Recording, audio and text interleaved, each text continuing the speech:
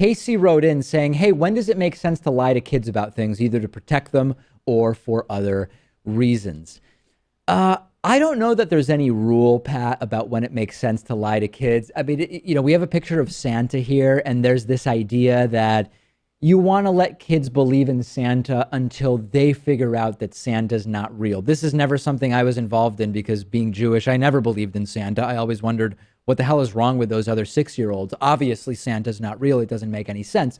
But I think there's sort of a few different reasons why someone might not be totally honest with a kid. Number one is if you believe that your understanding of something may be biased or less than correct, it wouldn't necessarily be lying to a kid, but it would be withholding information because you don't want to pass on to them information that might be wrong, right? So a lot of times parents give these examples of my kid is in the asking why phase about everything. Why this, why that? A lot of those questions you might not know the answer to. So you might not respond. You might actually just say, I don't know, or withhold maybe your limited information. But I think the more relevant issues for parents are, is this too early for my child to know about? And that's where stories of storks as where kids come from appear. That's from stories that maybe sanitize drug usage or seeing public drunkenness and coming up with some other explanation to try to make kids be less scared or whatever. I think usually protecting kids is what parents think of as the reason to withhold information. If I were a parent, and I'm not, and maybe my feelings would be different if I actually had kids, I would try to be as honest as possible, unless I thought that it would actually be damaging. And there's this really funny story. One of my friends, I won't say who because they're kind of like a progressive media person, but and maybe they haven't told the story publicly, but they told me that when their kids asked, where do kids come from? And I think at the time they were like 3 and 5. They said, out of the vagina. That was the explanation. And the kids looked stunned. I mean, there was no question.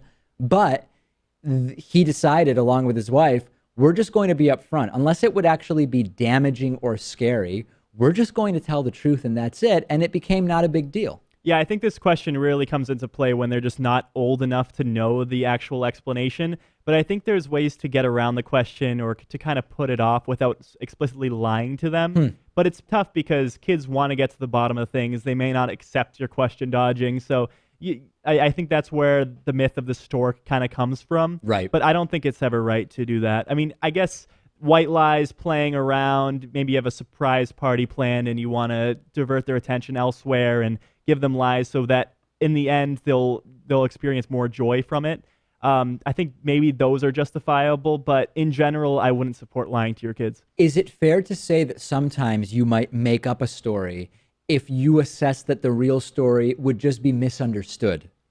Yeah, I mean, of course, they're not going to have a grasp of what the actual explanation is, but I think you can always boil down these big concepts into tiny things that they can kind of understand. And even if it's a very base level understanding of whatever the complex topic is, I think that's the better way to go. If a 6-year-old asks, who's Osama bin Laden? He's a bad guy. You say he's a bad person, right? Yeah, he's a bad guy that killed a lot of people. You would say killed a lot of people.